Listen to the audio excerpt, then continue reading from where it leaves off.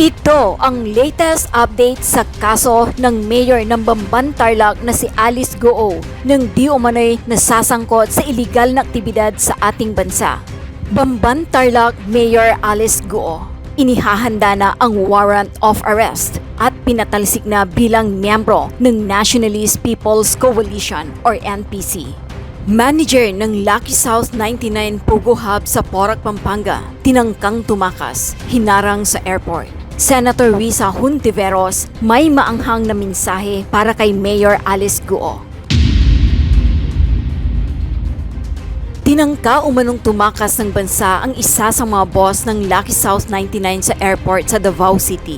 Ayon sa Presidential Anti-Organized Crime Commission or PAOC, nasabat ng immigration sa Davao Airport nitong linggo ng gabi ang sinasabing manager ng Lucky South 99. Dinala na sa detention center ang babaeng Chinese manager ng Pugo Hub. Samantala, iniimbestigahan na ng Bureau of Immigration ang 23 years old na Chinese national na iligal umanong nakapasok sa bansa matapos mahuling walang arrival stamp ang kanyang passport. Nahuli ang babae sa Ninoy Aquino International Airport or NAIA Terminal 3 na pasakay na sana ng eroplano pabalik sa Guangzhou sa China. Ayon sa immigration, wala ring lumabas na record ng kanyang pagpasok sa bansa. Patuloy naman na inaalam ng mga otoridad kung paano siya nakalusot at posibleng kasabot niya. Habang pinoproseso ang kanyang deportation, dinala na muna siya sa Camp Bagong Diwa. Idinitalye rin ng PAOC sa isang press conference ang kanilang nadiskubre sa inspeksyon sa nasabing Pugo Hub. Muling bumalik sa Porac, Pampanga ang PAOC kasabay nilang dumating si Senator Sherwin Gatchalian. Gaya ng obserbasyon sa ibang mga Pugo Hub, bukod sa self-contained community, halos pareho lang ang pinaniniwalaang nagaganap na krimen sa compound tulad ng torture, kidnapping at mga scam. May torture, may prostitution at tinatanong yung kanilang mga passport, hindi sila pinalabas at pinapatrabaho. Pare-parehong Pugo Hubs, ani Gatchalian. Maging sa mga dokumentong na-recover ay may pagkakapareho rin, ayon sa CIDG. For the information of everybody including the PAOC, we have seen some connections between Bamban and Porac Pugo. Those documents are still being studied, and aside from that, we are in the process of applying computer data seizure warrant. Ani Police Major General Leo Francisco, ang hepe ng CIDG. Kabilang na naging katanungan ni Senator Win Gatchalian at PAOC sa kanilang pag-iinspeksyon ay kung paano nakapagpagawa ng ganito karaming gusali noong pandemya sa kabila ng mahigpit na pinagbabawal ang konstruksyon noong panahong iyon. Irirekomenda ni Gatchalian sa Department of Interior and Local Government na masuspindi ang alkalde ng Porac, Pampanga. Sa laki nito, paano nakalusot sa mayor o sa barangay? Pwede ma-inspeksyon, sanitation, pwede mag-inspect. Dapat red flag kung isang mayor hindi pinapapasok, magduda ka na. Kung tahimik ka, parang kasama ka na. Paliwanag ng senador. Naunang dumipensa ang alkalde na PAGCOR ang may kapangyarihan sa pag-monitor ng illegal na Pugo Hubs. Parang awkward na kami ang nasisisi. Tapos sila ang may power. PAGCOR ang may accountability dito. Paliwanag ni Mayor Jing Kapil. Samantala, pinaiimbestigahan naman ng Philippine National Police Chief General Romel Marbel ang posibleng pagkakasangkot ng ilang pulis na protector umano ng may illegal na Pugo Hub. Dagdag ni Marbel, naghahanda na sila sa pagsalakay ng iba't ibang illegal na pugo sa bansa. We will have more search warrants for those illegal pugos. Central Luzon, initial focus muna namin. We will serve warrants sa mga lugar na ito, anya. Samantala, nag-apply ng panibagong warrant ang PAOC, ang motion to break open vault para mabuksan naman ang 52 mga vault na na-recover sa Lucky South 99. Aalamin nila kung doon nakatago ang mga pera o kaya mga passport ng mga tauhan ng Pugo Hub.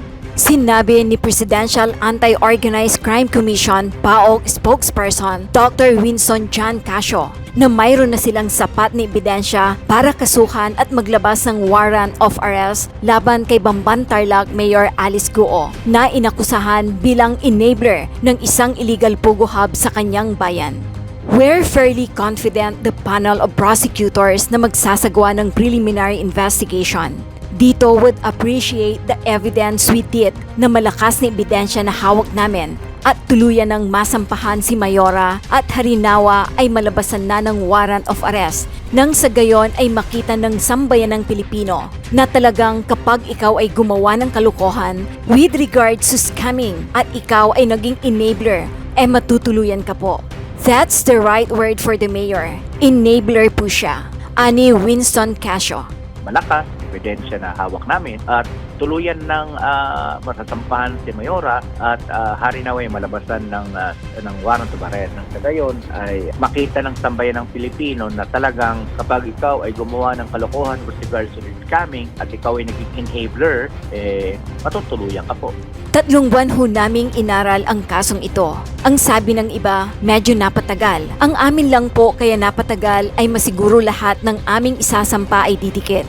Sayang naman po yung efforts kung nagmadali ka pero yung kaso mo naman na itapon din. Dagdag pa ni Winston Casio. Naniniwala si Casio na ang pagsampa ng kaso laban kay Mayor Alice Guo ay nagkaroon ng panginginig o chilling effect para sa iba pang mga illegal na pugo operators. Hindi mangingimi ang komisyon sapagkat maliwanag ang direktiba ng presidente na sinabi sa among chairman na si Executive Secretary Lucas Bersamin. The President clearly gave us marching orders na zero tolerance tayo dito. Wherever the evidence lead us, doon tayo pupunta. Dagdag pa niya. Nagbigay din ng babala si Winston Casio sa iba pang opisyal ng gobyerno na nagiging pabaya at protector sa mga illegal na pugo hubs. Aniya, if merong mga local government units na nagiging pabaya or local chief executives na naging protector, who look the other way, so on or so forth, talagang tatamaan ho ng asunto. Hindi po pwede na pabayaan natin kasi mahirap ho na pabayaan sila kasi nababastos na ho ang bayan natin eh. Ayon pa kay Winston Casio, humigit kumulang 40 LGUs din ang direktang nakipag-ugnayan kay PAOK Head Gilbert Cruz na may alalahanin ng mga pugo establishment sa kani-kanilang jurisdiksyon.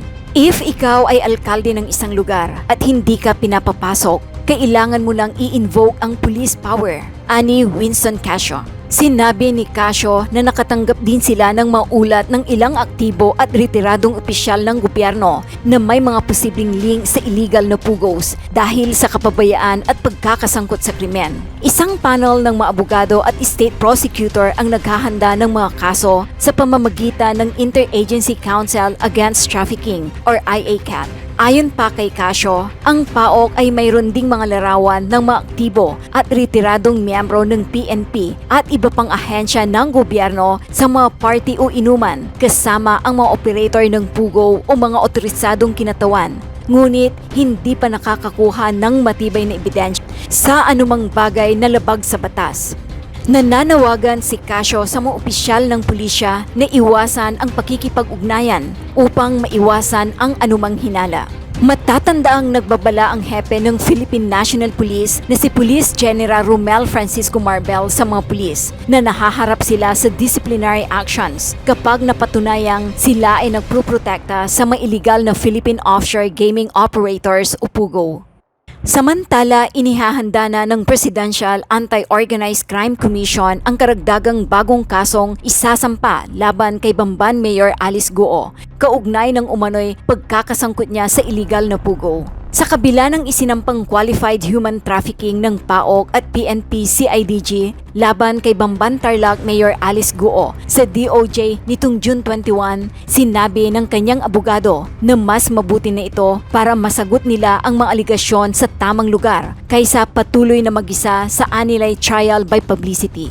Ito ay dahil sa pagkakaugnay kay Mayor Alice Guo sa Baofu Land Development kung saan ay dati siyang incorporator bago umano siya nag-divest noong 2022.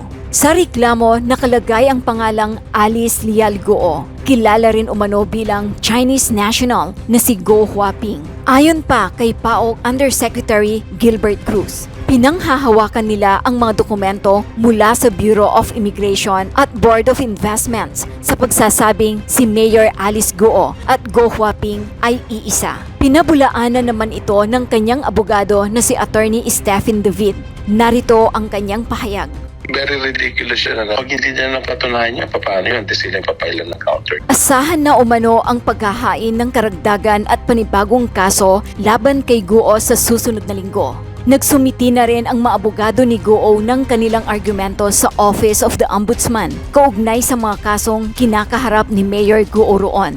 Dadalo rin si Mayor Alice Guo sa susunod na pandinig sa Senado sa Miyerkules, June 26. Dito, iimbestigahan ng mga senador ang sinalakay na Lucky South 99 sa Porac, Pampanga at posibleng connection dito si Mayor Alice Guo. Bukod sa Senado, PAOK at PNP, nag-iimbestiga rin ang Solicitor General at Bureau of Internal Revenue laban kay Mayor Alice Guo. Samantala, umaasa naman si Senator Risa Hontiveros na magpakatotoo na umano si Bamban Tarlac Mayor Alice Guo matapos itong kasuhan ng PAOK at PNP CIDG.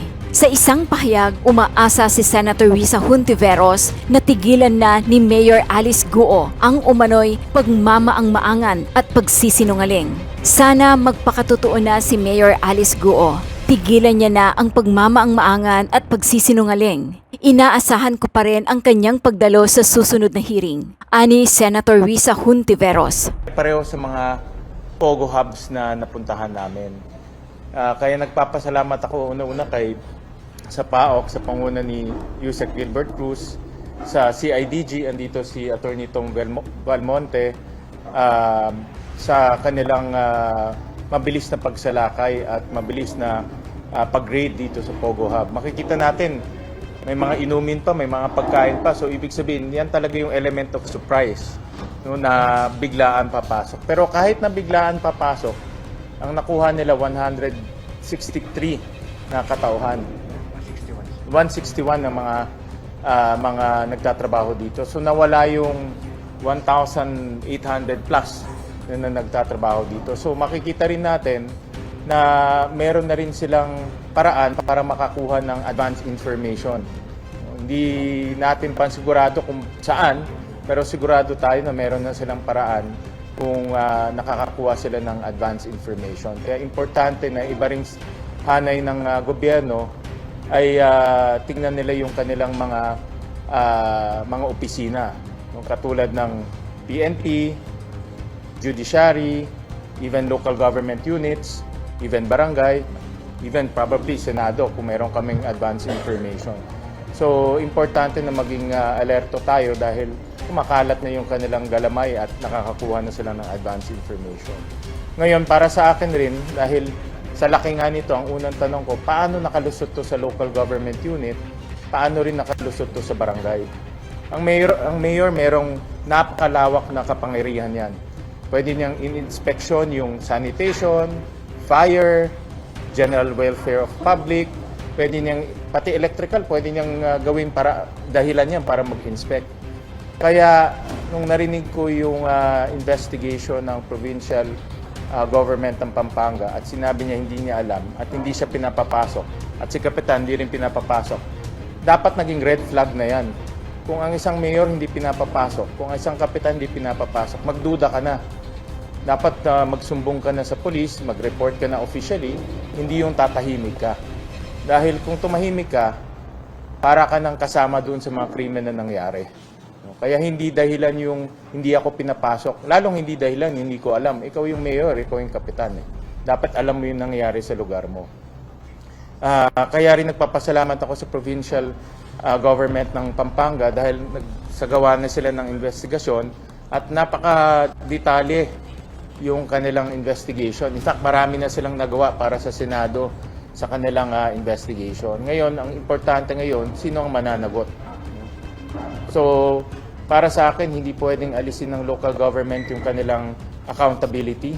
Hindi pwedeng alisin ng barangay yung kanilang accountability. Lalo na sa ganitong scale. No? Dahil 2,000 dayuhan, pumapasok, lumalabas, pumapasok, lumalabas. At hindi ka pinapapasok doon sa lugar, dapat nagdududa ka na kaagad. Sa base rin sa mga information, itong Pogo Hub na ito, meron ring links doon sa Bamban Pogo Hub. Halos kaparehas silang ng panahon nung pinatayo ito, 2019. At tuloy-tuloy hanggang 2022. itong Pogo Hub, tsaka yung Pogo Hub sa Bamban, kahit na panahon ng pandemya, kinoconstruct nila. No? Ibig sabihin, may taong nagko-construct doon. Isa pang red flag yan. Natatandaan natin, 2020, walang construction na nangyari nung isang taon. Kung ikaw ay local government at nakikita mo may nagpapatayo doon, red flag na kaagad. Bakit nakakapagtayo sila ng pasilidad na bawal ang construction? So, hindi lang namin masabi ngayon kung ano yung detalye ng links, pero definitely may links to sa Pogo Hub in Bamban at Pogo Hub dito.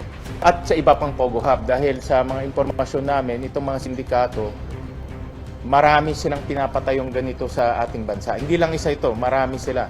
Iba-iba yung partner nila, iba-iba yung kasama nila, iba-iba kausap nila, pero yung mga mastermind pare-pareho. So hindi lang namin masabi ngayon dahil under investigation pa rin, but so far yun yung nakikita natin. Kaya yung sinasabi na argumento may legal at illegal, walang legal at illegal dahil yung mastermind nasa legal at illegal eh. Yung ulo nasa lahat ng Pogo Hub, iba-iba lang yung kanilang mga kausap at partners. At mayroon na rin kaming ebidensya na magpapatunay niya. Alright, any questions? Pwede malaman kung Pilipino o mga Banyaga yung mga sinasabi yung pwede na may mastermind? Banyaga at mayroon na rin Pilipino. Dahil itong mga sindikato, nag-umpisa ito sa labas ng Pilipinas, mga Banyaga at mga dayuhan. Pero nung nagkaroon na sila ng links dito, may mga Pilipino na rin silang mga kanegosyo. No? Dahil kumikita sila eh. Pag kumikita sila, pati yung mga lokal, naiinganyo makisama sa kakita nila. So meron na rin kaming information na gano'n na nangyayari. Mga private individuals mostly. Private individuals. Based sa mga information, meron siyang connection dito. Hindi lang namin masabi pa yung detail, no, ongoing, but based sa mga information, may connection siya dito sa Pogo Hub. Through the partners, tsaka yung mga kausap niya. Hindi ko muna masasagot yan because ongoing yung investigation. Ang masasagot ko lang yung mga kausap niyang tao, nakita rin dito sa Pogo Hub na ito. So that's the link that we are referring to.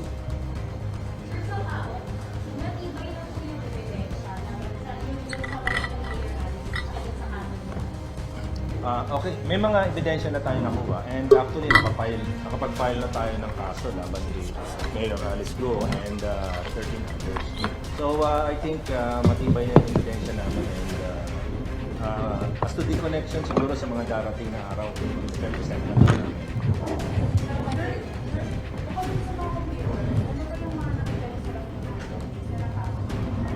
Well, yung mga nakita natin na yung kinamangha namin na lang, yung text blasters. Yung text blasters kasi na yun yung ginagamit para sabay-sabay makakapag-text blast sila sa iba't ibang cellphone.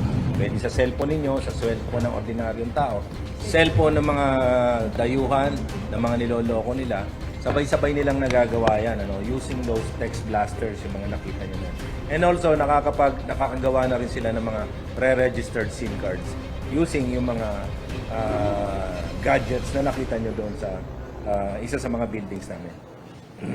Nakita kong documents stating the names of Cassandra Ong and De La Cerda. Ito po ba ito? Person of interest din po ba sila?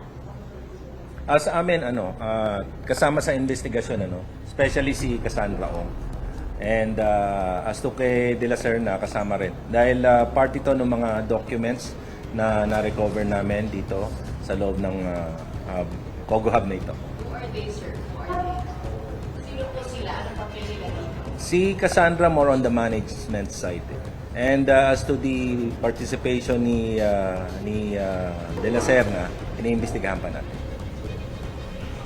Senator, did you achieve or lahat ng katanungan nyo nasagot po ba sa pag-iikot-ikot? Meron pa rin kayo mga katanungan? Well, yung objective natin ngayon ay unang-una para makita natin yung lawak ng operasyon nitong Pogo Hub at makita natin yung modus operandi na ginagawa nila. Pero halos pare-pareho itong mga Pogo Hub. May pattern ka makikita, self-contained. Yung tao kinukulong dito, kinukuha yung passport, hindi makalabas. Dito na sila kumakain, dito na sila nagpapagupit, dito na sila nagmamarket. At yung mga mastermind, ang kanilang pamumuhay dito marangya. No, merong KTV, merong prostitution na nangyayari, at yung villas. No, makikita natin may villas rin dito. Parehas na parehas doon sa Bamban. No? So, yung pa lang sa villas, para sa akin, is a giveaway na yung mga nagpapatakbo dito pareho. Ang nagkulang lang yung swimming pool. Wala namang swimming pool ba dito? Pero May golf course. May golf course naman. No? So if you look at the similarities ng operation, parehong-pareho. So para sa akin, yung mga operators nito, pareho. Dahil alam yung ginagawa nila at may template silang ina-apply sa paggagawa dito. Pareho rin to doon sa Pasay na nakita natin. Self-contained, may KTV, may torture room. So may template na ginagamit itong mga ito. Kaya sa akin, ang aking pag-aanalisa, yung mga mastermind dito, iisa lang. Ginagamit lang nila itong template sa Bamban, sa Porac, sa Las Piñas, at sa iba pa. Ang nakikita ko lang kaibahan, yung mga local partners. Kasi kailangan rin nila kumuha ng permits, kailangan rin nila maglakad ng mga papeles. If you remember, itong Lucky South 99, legal pogo to nung una. Legal pogo to, tapos sinara ito, tapos binigyan ulit ng permit, tapos sinara ulit. Pangalawa na itong Lucky South 99 na naisara dito sa Porac. Pero it started off as a legal pogo. Kaya yung aking pag-analisa, itong quote-unquote legal pogo, ito yung nagiging daan para pumasok dito eh. Dahil kung may legal pogo ka, unli yung trabahador na pwede mong ipasok. Kahit ilan, kahit na ito nga, 2,000 na ipasok nila. Hindi kasi sitahin dahil ang papakita mo lang papeles, yung lisensya sa PAGCOR. So, kaya nga ang aking pag-analisa, itong legal pogo na ito talaga yung nagiging daan para makapasok yung criminal syndicates at iba pang mga criminal elements. Nakita ko ba yung lapses ng local government unit? Ano May po? lapses po yung local government unit? Para sa akin, meron. No? The mere fact inamin yan na hindi siya pinapasok, dapat naging red flag na yan. Nagduda ka na bakit hindi ka pinapasok. Dahil kung ang lugar ay wala naman tinatago, like ako, nag-mayor ako for 9 years. Pag humingi ako ng pagbibisita, at wala naman tinatago yung mga factory, papapuntahin ka pa, pwede pa nga kami mangampanya sa loob eh. Pero pag sinabing bawal, magduda ka na. At marami kang powers. Ang mayor, yan ang design ng mayor. Binigyan ka talaga ng maraming kapangyarihan para hindi mangyari ito. Ultimo nga yung mga electrical, pwede mo i-inspect yan. Ultimo yung sanitation, yung for example, may baho sa loob, pwede mo i-inspect yan. That's the power of the mayor. Would you also recommend sa suspension? Pwede yan. Pwedeng tignan yan. Dahil nakaka-dismaya na ganito kalaking Pogo Hub, hindi niya nalaman. Pwedeng tignan yung suspension. Para sa akin, if you ask me, dapat masuspend siya. If you ask me.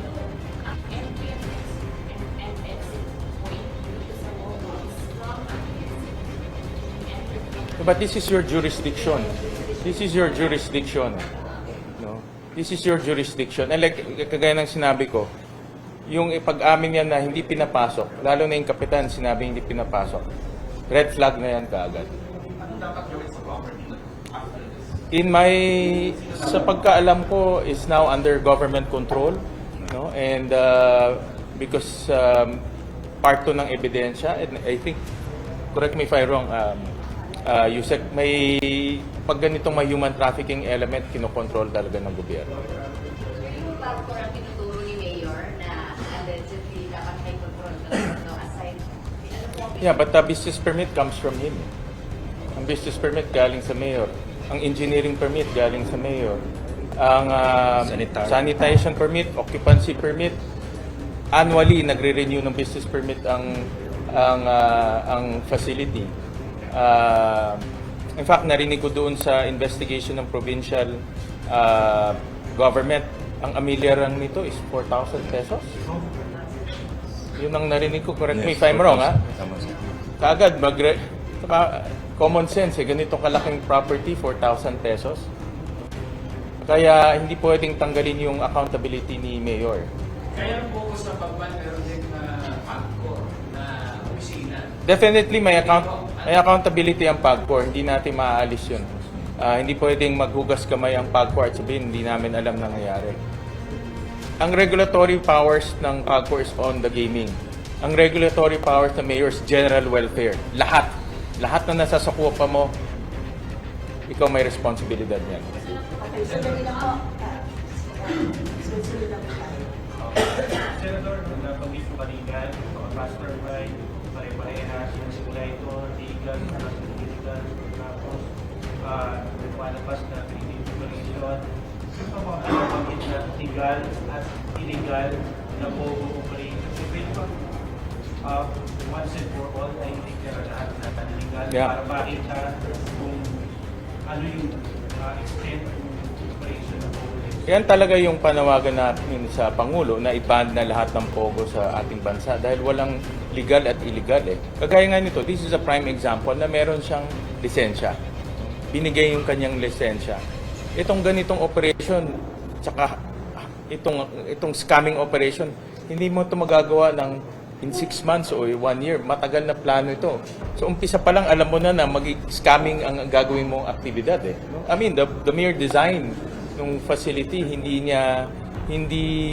naisip mo lang ito kahapon. Sinadya ito para sa isang scamming activity. Kaya maganda nakita nyo rin dahil nakita nyo na yung disenyo nitong facility na ito para sa yung crypto scam, love scam at ibang pang mga scamming. So, importante na kaya yung ang aking panawagan sa Pangulo, i-ban na because itong lisensya nagagamit sa mga illegal na aktibidad. Follow na ako, so nakita ko na yun, lumalabas na ko ba kung gaano kalawak ang partisipasyon ni Mayor Alice Go sa POGO industry o sa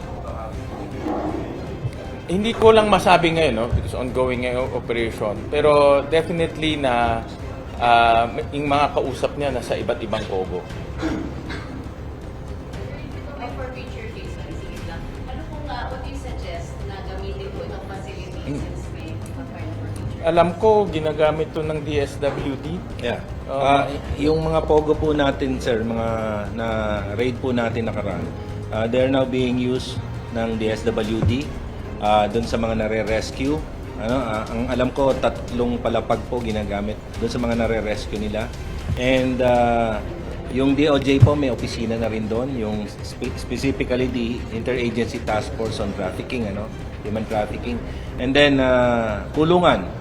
Ginagawa po nating kulungan, yung sa roof deck po noon, ginawa na nating kulungan para sa mga nahuhuli po dito sa mga illegal POGO hubs. So marami pong gamit. And kung ito po ay itong POGO hub na ito ay magagamit po ng gobyerno, ang iniisip po namin dito maganda po itong gawing eskwelahan. Senator, dalawang hearing na po ang ginawa ng pagpasok sa provincial government. Ano mo masasabi mo sa quality of engagement? Napakagaling. I have to give a lot of credit to the Pampanga local government. Napakagaling yung kanilang investigation. Napakadetalye.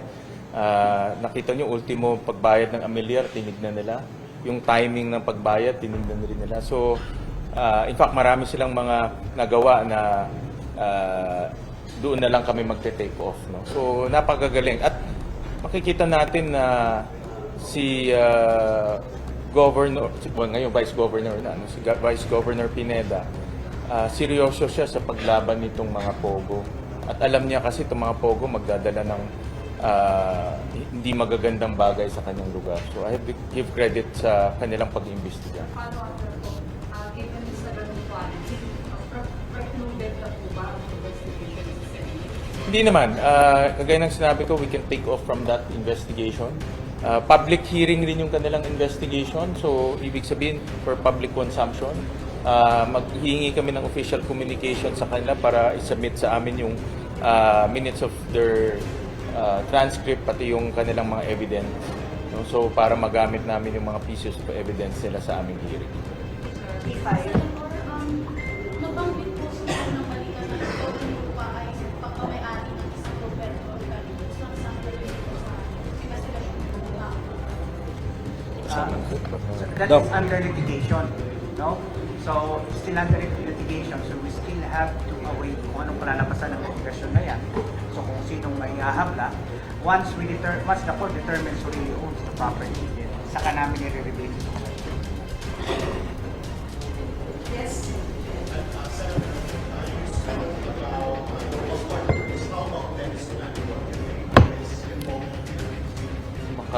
Paok might be the best person to... Si Dennis Cunalan kasi, his name, we saw his name doon sa Hong Sheng, una. Nagsimbamban. Siya po yung authorized representative po sa pagpurapitation. Dito rin po, sa Lucky South 99, we also saw his name as the authorized representative. Basically, yung kanyang consultancy firm. Yung consultancy firm niya. Oh.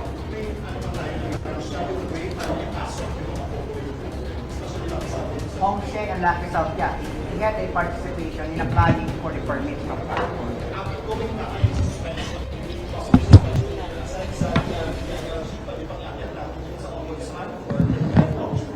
Well, ganyan ang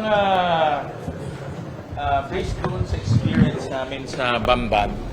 Yan ang position ng DILG na wala silang powers to suspend. No? So they have to bring it to the Office of the Ombudsman. No? And ako, ang recommendation ko sa DILG, tignan na rin nila yung accountability ng mayor dito sa Porac. Dahil kikita natin, merong negligence na nangyari dahil pinabayaan niyang mangyari ito sa kanyang lugar. At kung naging proactive siya, dapat hindi na umabot sa ganitong kalaki itong Pogo Hub dito sa Porac, dito sa kanyang lugar. Yes, sir. Senator, speaking of the permits, coming from the Philippine Administrative Game Operation of Parcor, sino po ang statutory kung panahon na hindi po si former Chairman Andre Domingo ang nakarating po sa Parcor? They had their permit up until October 2023. So that is the new IGL mechanism na po. Their permit was only cancelled October 2023. So sa ngayon na po yan. Sa timeline po ito, bilang sa kayong mga informasyon na na-relate po sa sa hearing, is ang sinasabi ko ng Parcor 2022 pa, meron na pong reported na human trafficking dito sa lugar. Kaya ang lumabas po sa investigation ay yung na-process sa coordination sa LGU at sa Parcor. Kayo po, kailan nakarating po sa inyo na problemado ko yung lugar po na ito? Sa amin po April. Sa komisyon. April kami nagsimula ng case build-up. No? With regards to kung report nila dito sa Lucky South, I don't know kung may naibigay yung PAGCOR sa LGU. Pero ang sigurado kami, may naibigay yung dating provincial director ng Pampanga kay Mayor na hindi na-actionan on time. Ang dapat lang natin tingnan nito, na-cancel yung walang permit ng 2024. Pero January, February, March, April, May, June 4, nag-ooperate po siya, maliwanag sa gabi. So, kinailangan pumasok ng PAOK para mapasara po ito. During the Porac Sangguniang Bayan hearing last week, Parcor mentioned that this facility is non-operational based on their monitoring records. Where does the liability lie there? Is it with the LGU na or with Parcor? With the local government. With the For local sure. government. Kasi according to the timeline, kinancel na ng PAGCOR yung lisensya. So theoretically, dapat hindi na siya nag-ooperate, no? October of 2024. Yes, 2023. 2023. Pero na-raid to is only June 4. So from October of 2023 to June of 2024, this remains operational. So And you have to remember, ang renewal ng business permit is January of 2024. So, ang ibig sabihin, meron kayong may tax mapping na nangyayari, may umiikot kang tao. Again, dapat alam mo yung nangyari. Alam mo yung nangyari. Yun nga po, sinabi po non-operational daw ng GOGO based on Pagcor's monitoring records on their inspection, whether it's random, daily, or weekly, or monthly.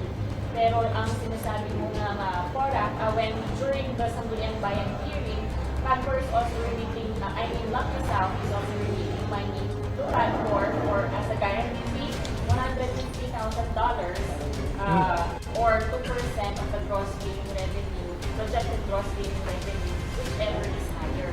In 2024. So, ang tanong, Anong year yun? yun din po ang tanong, yung mga resibo na Then we have to check. We have to check. We have to check. Kung meron siyang transaction between October of 2023 to June of 2024, Pagcor is receiving remittances. Then, ibig sabihin, dapat alam ng Pagcor na nag-ooperate siya. Diba? Kasi yung resibo na i-issue niya is for that month. So we have to look at that angle as well. But definitely may operation. Yan ang 100% tayo. At sabi nga ng nila Yusek at ni Nocasio, imposible hindi mo ma-detect to dahil may ilaw, may sasakyan pumapasok, lumalabas, may delivery ng pagkain. Yung pagkain, nakita naman natin, ang daming pagkain. Hindi naman, I'm sure, ang delivery nito halos weekly siguro o araw-araw sa laki ng taong, sa dami ng taong pinapakain. Well, number one is to ban POGOs in our country. Yan ang number one on our priority. Pangalawa, ihiwalay yung regulatory powers at operation powers ng Pagcor. Ito talaga yung nagiging problema eh. No, may conflict of interest sila. Ihiwalay yun. At pangatlo, yung in the case of Bamban, yung late registration, dapat ayusin talaga yan. Sir, pwede mo gamitin yung basis ng bills ng kuryente kung nag-ooperate pa rin? 35 million, ma'am, for the month of May alone. Kung hindi sila nag-ooperate, paano sila nag-incur ng 35 million? Garabo, BI, Angeles Electric Cooperative. So yan ay evidence na nag-ooperate sila. Sa tao, clarification sa golf course.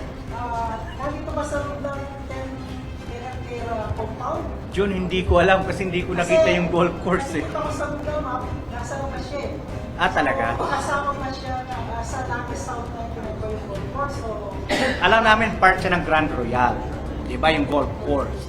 Hindi namin alam kung parte pa siya ng lupa na under litigation with Whirlwind Corporation. Hindi namin alam yun. Wala pa po kung talagang may golf course itong illegal po. Hindi namin alam, June. Sir, kayo yung senator po. Would you recommend to the DILG the suspension of the law? If you ask me, he should be suspended. I will recommend. And I will also recommend for DILG to investigate already.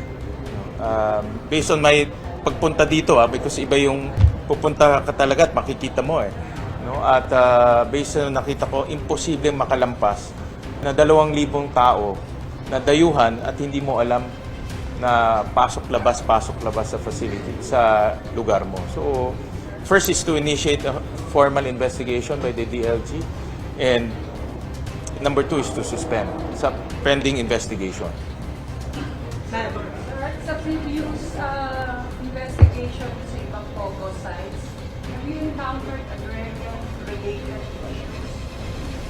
Kasi ito, 107 hectares, originally 40 hectares, placed under notice of conversion since 2005. The case has not moved ever since. But these buildings hindi ko nakita pa yan ang gulo na yan. But in the case of Banban, nagkaroon yan ng conversion eh. It was an agriculture lot, nakita namin sa dokumento at pinakonvert sa Sanggunian. Duly approved by the Sanggunian. Ang applicant nun si Alice Goren. We have, meron kami documentos doon.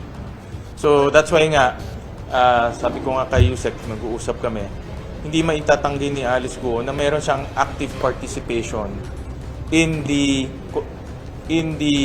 construction, and in the operation of that Pogo Hub in Banban. Dahil yung pangalan niya nasa application form. Active, hindi to just representative. Siya yung apply.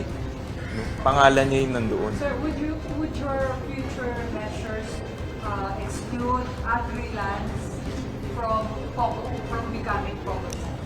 Well, yung agri-conversion is really within the powers of the Sanggunian and of course the Department of Agrarian Reform. No? So, ginagawa yan for development. So for example, mayroon silang co-convert na from agri to commercial or industrial. Ginagawa naman lang yan. Naabuso lang kasi from agri ginagawang Pogo Hub. Pero ang declaration kasi is commercial industrial, hindi naman Pogo Hub.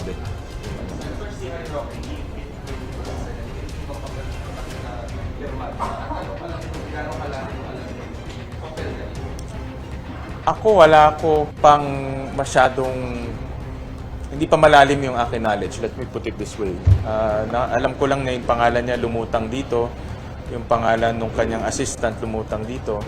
But in terms of kanyang involvement, hindi ko pa masyadong alam, no? Dahil rini-review pa namin yung documents. Yung pag-aaralan namin. Kanino ko nakasentro yung pag dito sa 26 o next year po ninyo? Sino yung pinaka-source speaker natin na sentro ng magiging In the case of PORAC, at least para sa akin, because this is a committee, in the case of PORAC, gusto ko malaman yung accountability ng local government, yung accountability ng PAGCOR, sino yung mga nasa likod nito, nahuli ba yung mga gumagawa nito? Dahil kung hindi nahuli, dahil yun na nga, may mga nag-tip, diba? Nakatakas sila. Dapat tignan rin natin yung angulo na umaabot na yung kanilang network sa mga taong pwede magbigay sa kanila ng advanced information. Marami tayong, alam nyo, mga kasama, hindi lang raid ang mahirap, pati yung deportation, napakahirap. Gumagastos ang pamahalaan natin sa pakain, sa medical attention, pati deportation, tayo ang gumagastos yan. No? So, napakalaking gastos at pagod ang nangyayari sa atin pag dinideport natin itong mga taong to. Hindi yung nakatakas, sir, ay for taong. Saan po kaya sila? Nandito ba sa paligid na Metro Manila? Ano po yung ano natin? Yung mga nakatakas? Well, karamihan nandito pa sa atin, sa Pilipinas. Ano? But there were attempts dun sa mga ibang boss na tumakas. Actually, just last night, may pinahold kami sa Davao Airport. And ito yung isa sa mga boss na pinagdududahan namin. So, ginagawa na namin yung mga dokumento ngayon para at least ma-interview namin at ma-imbestigahan itong na-hold sa Davao Airport. Hindi pa po namin natanong sa immigration. The name appears as a person of interest. Dalawa ko kasi yung pangalan mo yan. Yung isang kapangalan niya, lalaki, yan yung nag-appear na presidente ng Lucky South. Pwede sa NBI, pwede sa ano lang, sa monitoring lang. yun Sa ano yung Tapos yung isang kapangalan naman niyang babae, identified namin na manager ko dito. So yung nahuli, yung na-intercept sa Davao ay yung babae. Antayin mo na lang sa immigration. No. Chinese national po. Palapas po. Preferred nilang, the preferred airports of these Chinese nationals coming in and out of the country are Clark, Palawan, Puerto Princesa, and Davao. For whatever reason, we don't know. Yes, sir. Yep. No. Hindi whole departure. Ano lang po, alert. We requested an alert to inform the commissioner na kapag lahat ng mga pangalan na ito ay nag-attempt lumabas, inform si commissioner, then the commissioner to inform PAOK. So kahapon po yun. The commissioner has the power. Opo. May hawak. Ma'am? Lahat po ng may kinalaman sa kaso ng Bamban ay in-applyan na po ni SOJ, in-instruct na ni SOJ Remulla na maglabas na po ng IBLO, Immigration Bulletin Lookout Order. So sila mayor, yung mga kapatid niya, Dennis Cunanan, and everybody else. Wala pa po tayong kaso, kaya alert pa lang po ang magagawa natin. Sir, yung manager hindi na kaya. Ma'am, pabalik ka po siya ng Maynila as we speak. Sa immigration, sa Bikutan po. Yes, sir.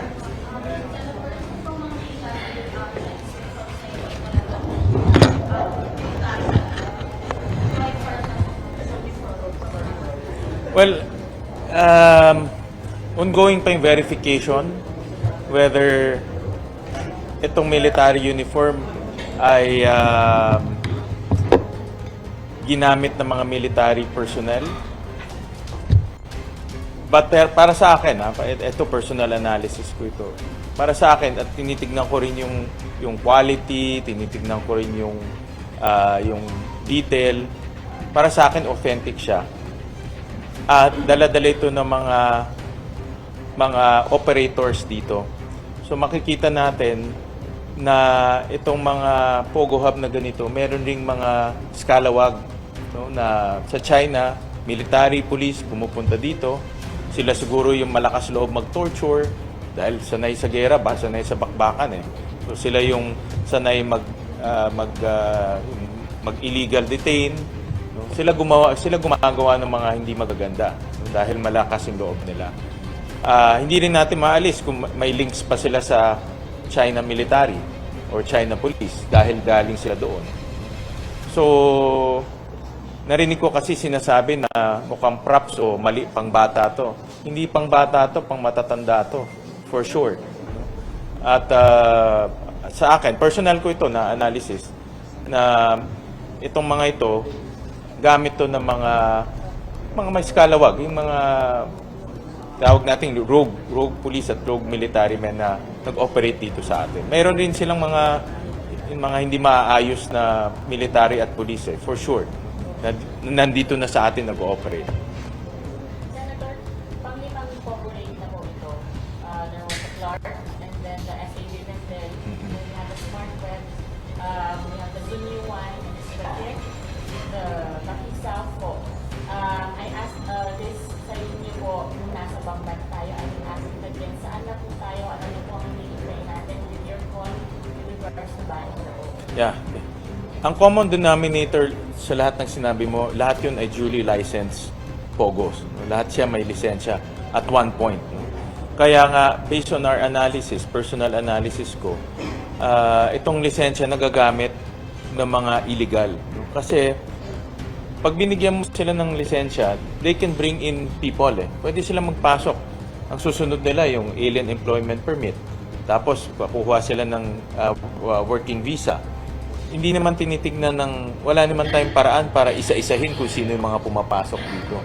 No? So, yan ang nagiging daan para makapasok dito yung mga criminal syndicates at yung mga nagtatrabaho sa ganito. No? So, kaya ako nananawagan sa ating Pangulo na i-ban na itong Pogo dahil lumalawak yung kanilang galamay at hindi pa ito yung huli na makikita natin ganito. No? Marami pang Pogo Hub na nag-ooperate dito sa ating bansa. Hindi lang natin nakikita yung ginagawa nila sa loob. Sir, kahapon, sir, kalas na talaga. Kahapon kasama niya pa Walang chance dahil yun it's a inauguration, no? So walang chance to talk about it. In fact, umulan after the speech kaya umuwi na yung mga tao, no? But definitely kung may chance ako, I'll bring this up to him, no? Dahil nga nakakatakot na yung nangyayari sa ating bansa. Sir, doon po sa sex document ng World Way, may dalawang project. Doon po sa Lucky 99, pero apat. If you're aware of their names, are they still in the family? And have you issued over? We cannot request a whole departure order until such time that the case has been filed. What we did was merely apply for an alert na kung sila ay mag-attempt lumabas ng Pilipinas, the Commissioner's attention will be called and PAOK's attention will also be called. So all the six are are on alert. But as to the question whether they're still in the Philippines, I cannot answer that. Isa doon nasa listahan, yung na-hold sa Latin. Okay na tayo. Last na lang. Dito po sa tinatakbo ng investigation po ninyo, may kinasuhan din po ba kayong mga representante ko ng PAGCOR? So far, wala pa po. It's the Department of Justice Yakat's job to identify evidence warrants that they be charged as well. Pero so far, wala pa. Sir Mayor po, sa yung PAGCOR, ano kung magiging papel niya sa investigation sa Senado? Yan ang magiging focus namin, yung accountability ng PAGCOR. Kagaya ng nabanggit ko, lahat ng mga POGO hub na ni-raid may lisensya siya. At meron silang mga patakaran, may mga guidelines sila para maiwasan yung mga ganitong mga they call it illegal POGO pag ginagawa nila yung trabaho nila.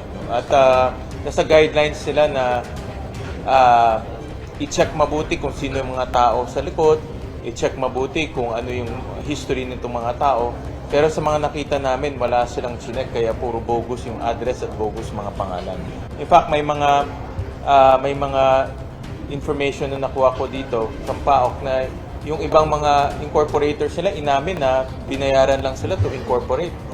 So hindi tama 'yun. Ang gusto mo totoong negosyante na nag-invest. Mag-subscribe at i-click ang notification bell para sa mga susunod na video updates. Maraming salamat po.